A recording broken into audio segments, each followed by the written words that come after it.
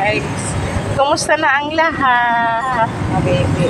Ayan.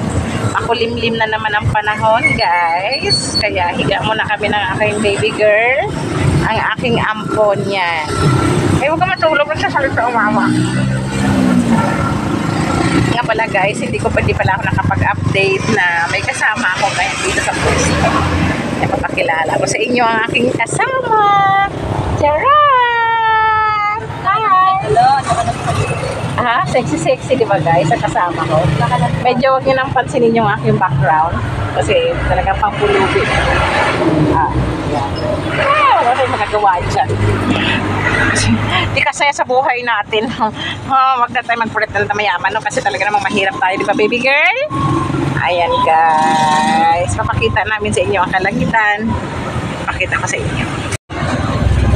Nakataas pa parang ang aking kasama guys. Makulimlim. Hi, kumusta naman ang iyong day 2? Boring kasi wala mo ibig. Ayun na nga guys, sa mga naniningil, huwag mo na kayo maningil. Yeah, kasi wala pang bibili. Oo.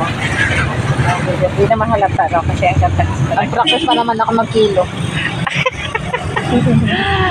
Ayan na. Ang kama sa kabilang gilid. Ang laki ng tiyan. Laki ang bubso? Hindi kaya. Tabingin nga eh. Ayusin mo kaya. May awang, mapagitan, pwede pang pandesal. Okay, fine. Ayan guys, busy-busy ang taga. Hindi ko alam kung DB Mart pa mang itatawag ko dyan o ano. Ayan. Meron silang binababa. Ayan, makulimlim ang panahon. Tapos wala namang bumibili sa amin. Diba?